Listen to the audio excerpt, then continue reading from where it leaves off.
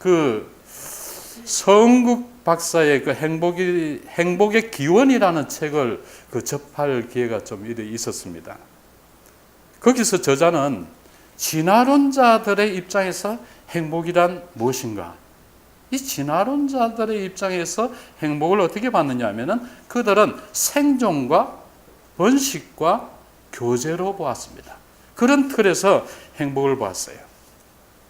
그래서 생존을 위해서 행복과 즐거움과 쾌락이라는 요소가 매개물로 이렇게 작용한다는 것이죠.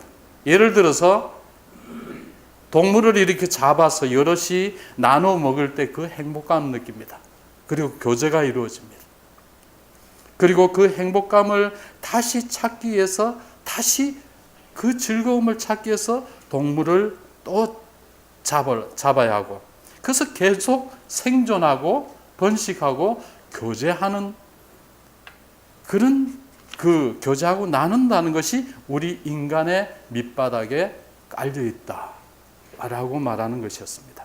즉 그들이 말하는 인간의 행복은, 인간은 어떤 그 진화 과정에 의해서 우연히 발생된 하나의 동물에 불과한 것이다, 이렇게 말하는 것이죠.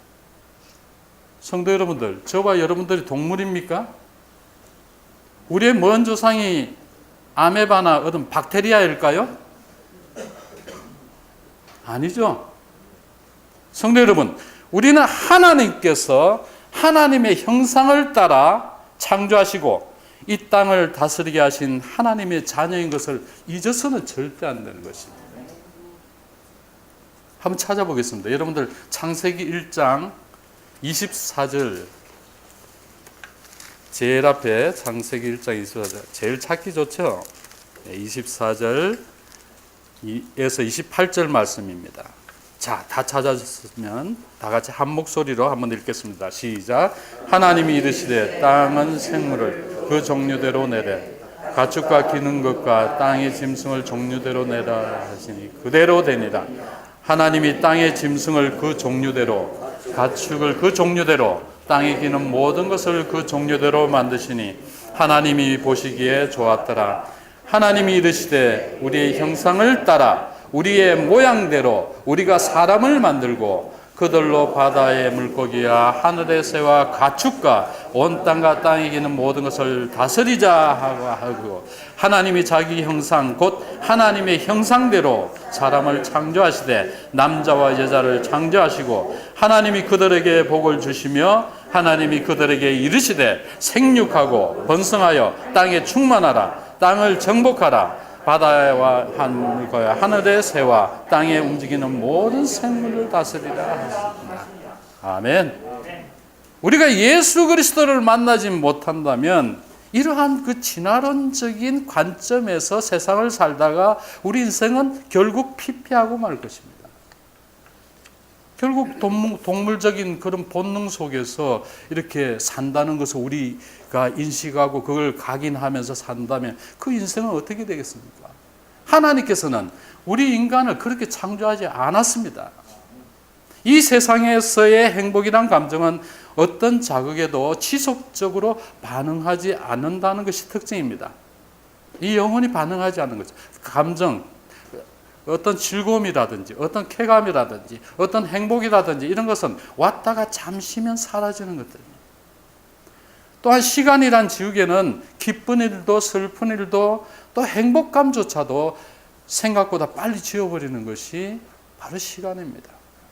그러기에 어떤 극단적인 경험을 한번 겪으면 감정이 반응하는 그 기준이 변해가지고 그 후에는 어지간한 일에도 감흥을 느끼지 못하는 것이 우리 모습입니다.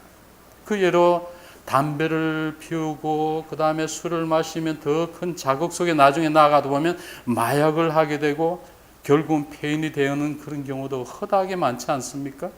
여러분들 잘 알다시피 로또에 당첨된 그런 사람들을 보면 그 중에는 많은 사람들이 그런 그 엄청난 로또의 그런 그 일확천금 속에서 그걸 갖다 주체 못하고 결국은 이전보다 더 못한 삶을 사는 그런 사람들이 많습니다.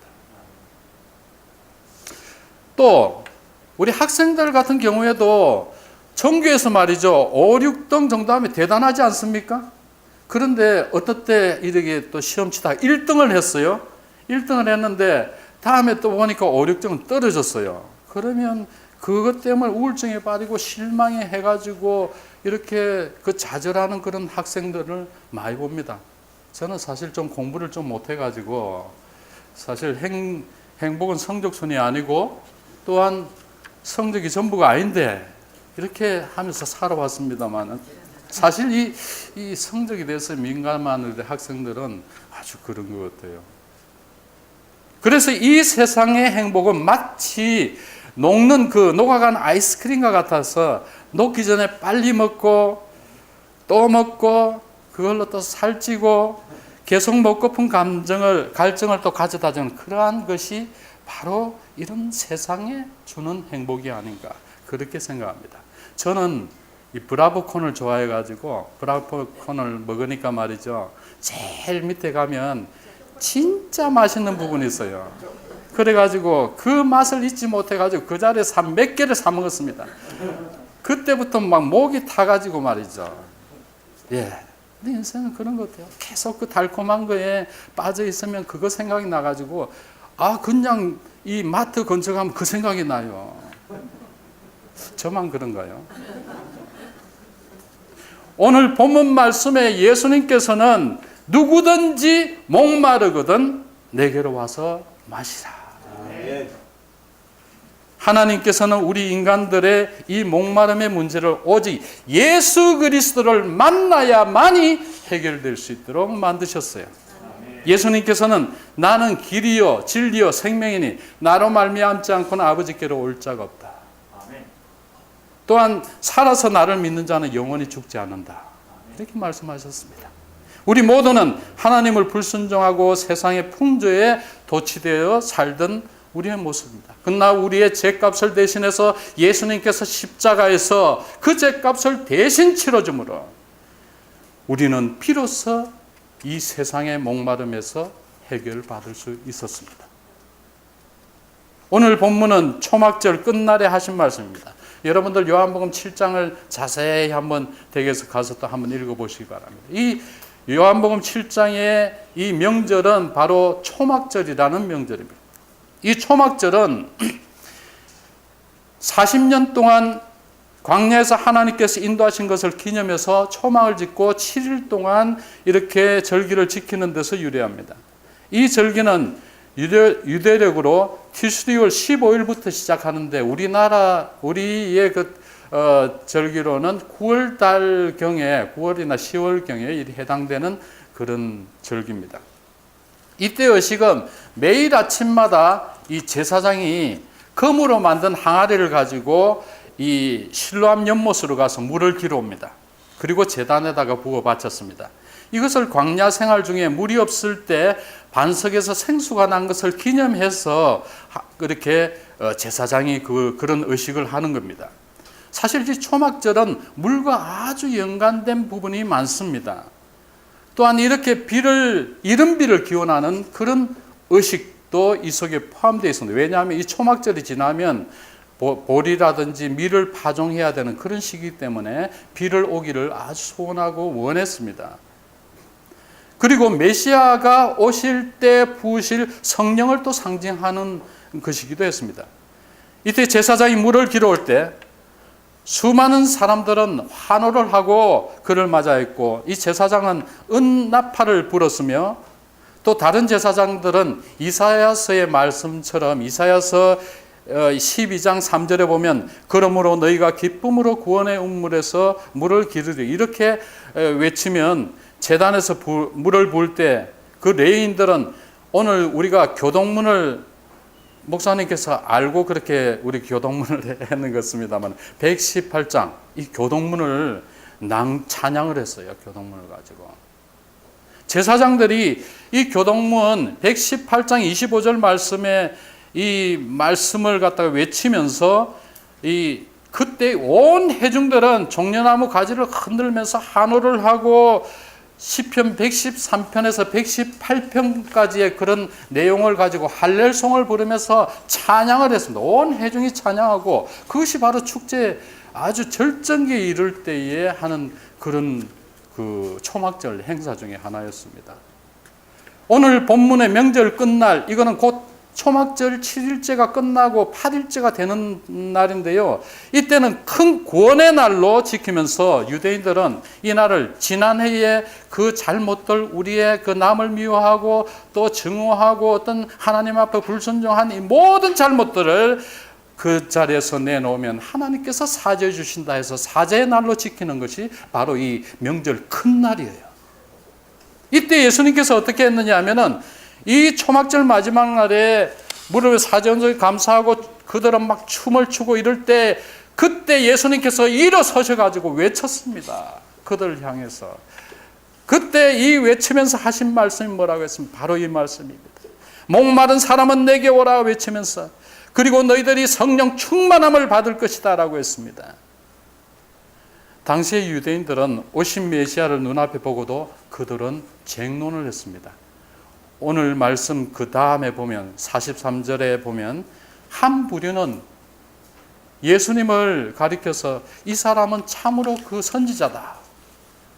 또 한 부류는 이는 바로 그 그리스도가 아니냐.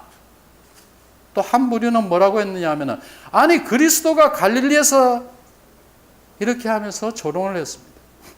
성도 여러분, 우리 예수님은 이 초막절 의식에서 경배를 받으실 주님이십니다.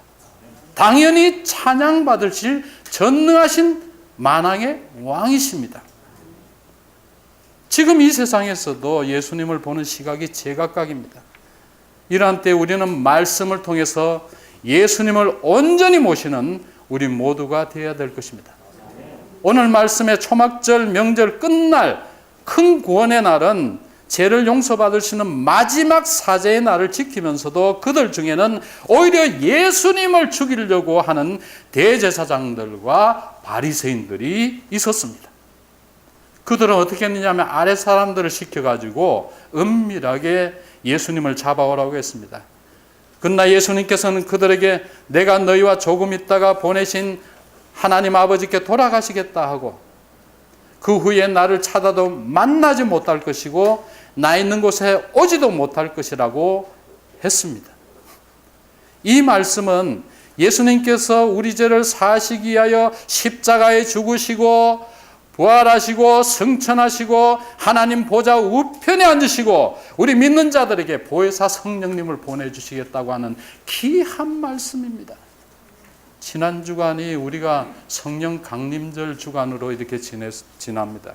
이 교회력을 보면 오늘 이 본문 말씀도 믿는 자들이 장차 받을 이 성령님에 대한 예수님께서 아주 중요하게 그러기 때문에 그 많은 회중들 앞에서 마지막 때에 그들이 사죄의 은총을 기다리고 있는 그때에 아주 결정적인 시간에 주님은 이 말씀을 하셨던 것입니다.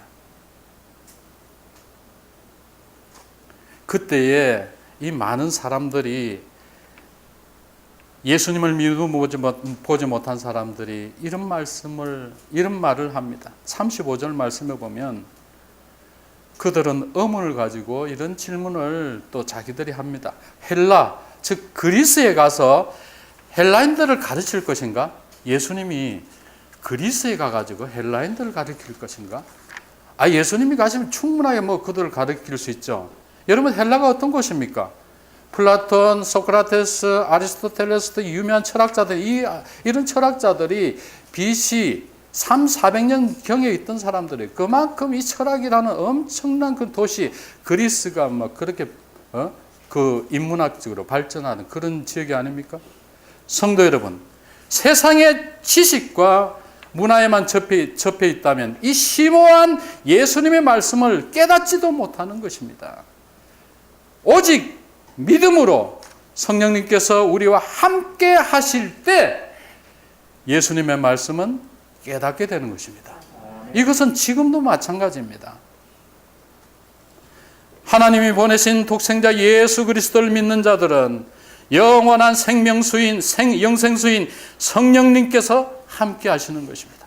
예수님은 38절과 39절 그 상반절을 통해서 이렇게 확증합니다. 나를 믿는 자는 성경의 이름과 같이 그 배에서 생수의 강이 흘러나오리라 하시니 이는 그를 믿는 자들이 받을 성령을 가리켜 말씀하신 것이다.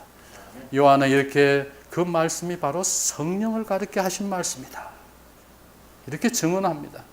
성령님이 오시면 우리 영혼에 생명의 강이 흐르게 됩니다. 유대인들에게 있어서 배라는 것이 무엇이냐 하면은 영혼을 담는 자리였어요. 영혼을. 그렇기 때문에 영혼이 우리 배 안에 있다고 믿었습니다. 생수의 강은 성령님을 가리킵니다. 그러니까 예수님을 믿으면 성령님이 임하신다는 겁니다. 구약시대는 어떤 특정한 선지자들에게 성령님이 오셨지만 지금은 바로 성령시대입니다. 우리가 이 시대에, 이 복된 시대에 성령시대에 살고 있다는 것이 얼마나 감사한지 알 수가 없습니다. 할렐루야. 그러면 성령께서 어떻게 우리 영혼에 임하실까요? 여러분들 사도행전 2장 38절에 보면 사도 베드로가 이르되 너희가 회개하여 각각 예수 그리스도 이름으로 세례를 받고 죄사함을 받으라. 그리하면 성령의 선물을 받으리니 즉 죄사함과 세례인 것입니다. 여러분들 세례가 무엇입니까? 그리스도를 믿음으로 그리스도 안에서 우리가 죽는 것입니다. 예수님과 함께 십자가에서 내가 죽는 것입니다. 내가 죽어야만이 성령님이 오신다는 것. 그리고 십자가에 주님과 함께 죽고 내 안에 그리스도께서 사시는 것입니다. 그리고 제사함을 받으려면 회개를 해야 합니다. 거룩하신 성령님께서는 죄와 이 죄로 더럽혀진 심령과는 함께 할 수가 없는 것입니다. 에베소서 1장 13절 말씀에 그 안에서 너희도 진리의 말씀 곧 너희의 구원의 복음을 듣고 그 안에서 또한 믿어 약속의 성령으로 인치심을 받았으니 라고 했습니다. 성령님은 오직 예수 그리스도 이름을 믿는 자들에게만 임하십니다. 그래서 그들을 하나님의 자녀로 인을 치시는 거예요. 우리 모두 다가 지금 예배 드리는 이 시간에 여러분들은 이 예배 드리는 이 안에 바로 우리가 예수 그리스도를 믿기 때문에 하나님께서 여러분들 자녀로 삼으시고 지금 인치고 이 예배의 예배자로 하나님께서는 세우셨습니다. 성령님께서 함께하는 그리스도인들은 그 순간부터 공식적으로 하나님의 자녀임을 증거합니다. 그러므로 자신이 거듭난 하나님의 자녀라는 사실이 믿어지게 되고 하나님의 자녀의 권세를 가지고 살게 되는 것입니다. 우리는 알게 모르게 어떤 때는 짜증나고 세상 속에서 사니까 그래요. 힘들고 어렵고 이럴 때는 내가 예수님 믿느냐 뭐 그런 생각도 할 때 있습니다만 여러분들이 예전에 예수 그리스도를 믿었을 때 그때 주의 성령께서는 여러분들과 자정하셔서 여러분들과 함께하고 있습니다. 할렐루야. 예수님을 믿는 사람들에게는 성령님의 인치심을 받을 뿐만 아니라 자기 안에서 끝없이 그리고 강같이 흘러나오는 성령의 생수가 넘치게 되는 것입니다. 그 결과로 영원히 목마르지 않는 영생수를 마시게 됩니다. 그리고 날마다 성령 충만한 삶을 살게 되는 것입니다. 오늘 본문에서 예수님의 초대의 이 말씀은 메마르고 목마른 세대를 향한 단순한 부름 그 이상인 것이 바로 이 말씀입니다. 이사야 선지자를 통해서 예언된 말씀에 보면 여러분들 이사야서 55장 1절에서 3절 말씀에 보면 이렇게 말씀이 기록되어 있습니다. 오라 너희 모든 목마른 자들아 물로 나와라 돈 없는 자도 오라 너희는 와서 사 먹되 돈 없이 값 없이 와서 포도주와 젖을 사라. 너희가 어찌하여 양식이 아닌 것을 위하여 은을 달아주며 배부르지 못할 것을 위하여 수고하느냐. 내게 듣고 들을지어다. 그리하면 너희가 좋은 것을 먹을 것이며 너희 자신들이 기름진 것으로 즐거움을 얻으리라. 너희는 귀를 기울이고 내게 나와 들으라. 그리하면 너희의 영혼이 살리라. 내가 너희를 위하여 영원한 언약을 맺으리니 곧 다윗에게 허락한 확실한 은혜니라. 이렇게 이 500-600년 전에 이사야 선지자가 이런 말씀, 예언의 말씀, 예수님의 말씀을 통해서 예언을 하셨습니다. 너희 목마른 자들아 어서 물로 나와라. 이 유혹적인 세상 문화 속에서 그 어떤 것도 너희의 목마름을 해결해 줄 수 없지만 내게 와서 진정한 생수를 마시라고 말씀하시는 것입니다. 이것은 예수님만이 우리 인생의 목마름을 완전히 해결하시는 것입니다. 요한복음 3장 말씀에 보면 니고데모라는 사람이 나와. 이는 바리새인이고 산헤드린 공회의 의원이고 당대의 간원이고 부자였습니다. 최고의 지성인이고, 하지만 그는 진정으로 행복하지 못했습니다. 그는 이런 의원이고 직체에 만족하지 못했습니다. 부자였지만 행복하지 않았습니다. 그는 외로웠고 고독하고 목말랐습니다. 영적 갈증이 있었습니다. 그래서 사람들의 눈을 피해서 밤에 예수님을 만나러 갔습니다. 예수님께서는 니고데모에 이렇게 말씀했습니다. 요한복음 3장 5절 말씀에 예수께서 대답하시되 진실로 내게 이르노니 사람이 물과 성령으로 나지 않으면 하나님 나라에 들어갈 수 없다라고 했습니다. 무슨 말씀입니까? 목마른 갈증, 세상에서 행복을 추구하지만 행복을 모르고 갈급한 그 심령이 해결받을 수 있는 것은 오직 믿음과 성령이라는 말씀입니다. 그러나 거듭나지 않은 죄인들의 입에서 나오는 것은 다릅니다.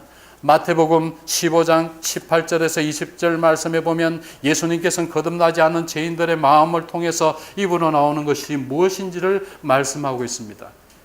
입에서 나오는 것들은 마음에서 나오나니 이것이야말로 사람을 더럽게 하느니라. 마음에서 나오는 것은 악한 생각과 살인과 간음과 음란과 도둑질과 거짓 증언과 비방이니 이런 것이 사람을 더럽게 하는 것이요 씻지 않는 손으로 먹는 것은 사람을 더럽게 하지 않느니라라고 했습니다. 이 말씀은 자기의 더럽혀진 죄의 말로 다른 사람 역시 더럽게 만든다는 거죠. 그러나 성령으로 난 사람은 다릅니다. 그들의 말은 골로새서 4장 6절의 말씀처럼 너희 말을 항상 은혜 가운데서 소금으로 맛을 낸과 같이 하라. 그리하면 각 사람에게 마땅히 대답할 것을 알리라 라고 했습니다. 항상 하나님의 은혜 가운데 있으면 소금으로 맛을 낸과 같이 마땅히 대답할 은혜로운 말들이 나온다는 것입니다. 예수님께서 은혜와 진리로 충만하신 것과 같은 그런 말씀들이 나온다는 것입니다. 성도 여러분, 이런 것은 우리의 노력으로 되는 것이 아닙니다.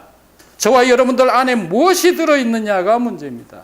우리 안에 든 것에 따라 나오는 말이 다르기 때문에 저와 여러분들 안에 성령님 함께하는 삶이 되기를 바랍니다. 성령님께서 함께 하시면 예수님의 말씀처럼 여러분들의 삶을 통해서 하나님께서 그런 도구로 쓰시는 것입니다. 성도 여러분, 우리 모두는 예수님을 믿습니다. 그렇다면 우리 모두는 성령 충만함을 구해야 됩니다. 저와 여러분들 안에서 은혜와 진리의 충만한 기쁨의 증거가 흘러나오도록 하나님 아버지께 구하십시다. 그러면 우리 안에 임하신 성령님께서 저와 여러분들을 통해서 그리스도 안에서 충만하게 했던 그 충만과 이웃들을 섬기게 하실 것이며 하나님 나라를 위해서 일할 것입니다. 우리가 하는 것이 아니라 성령님께서 우리를 통하여 하시는 것입니다. 세상이 주는 행복과 기쁨은 지속성이 없습니다. 영원히 목마르지 않는 셈은 이 세상에 없습니다. 오직 우리 그리스도 주님 안에만 있습니다. 성도 여러분, 예수님을 따라가는 삶에 어떤 때는 힘들고 어려울 때도 있습니다. 그러나 우리 안에 성령 하나님이 함께 하셔서 힘을 주시고 도와주십니다. 그럴 때는 오히려 바울과 신라같이 잔잔하게 주님을 향하여 찬양하시기 바랍니다. 우리가 그리스도 안에서 성령님 모시고 성령 충만한 삶을 산다면 영원한 지속적인 행복과 기쁨이 이 땅에서 뿐만 아니라 영원한 하늘나라까지 계속될 것입니다. 지금 우리 모두에게 함께 하시는 성령님께서 궁극적으로 우리를 영원히 우리들을 예수님 보좌 앞으로 그분 앞에 가서 얼굴과 얼굴을 바라볼 수 있을 것입니다. 계시록 7장 15절에서 17절 말씀에 그러므로 그들이 하나님의 보좌 앞에 있고 또 그의 성전에서 밤낮 하나님을 섬기며 보좌에 앉으시니가 그들 위에 장막을 치시리니 그들이 다시는 줄이지도 아니하며 목마르지도 아니하고 해나 아무 뜨거운 기운에 상하지도 아니하리니 이는 보좌 가운데서 계신 어린 양이 그들의 목자가 되사 생명수 샘으로 인도하시고 하나님께서 그들의 눈에서 모든 눈물을 씻어 주실 것입니다. 할렐루야. 다 같이 기도하십시다. 하나님 아버지 감사합니다. 우리 믿음 찬 성도들의 삶 속에 생명수 강가에 성령님의 은혜가 넘치는 이 행복의 삶이 되게 도와주시옵소서. 그리하서 주님 나라 확장과 이웃을 위해서 이 영원한 행복을 전하는 우리 모두가 되게 인도하여 주시옵소서. 예수님 이름으로 기도드리옵나이다. 아멘. 지금은 우리 구주 예수 그리스도의 은혜와 하나님의 한량없는 사랑하심과 성령님의 교통하심이 믿음 찬 성도들이 가정과 하는 모든 일에 영원토록 함께 하옵시기를 간절히 축원하옵나이다. 아멘. 아멘.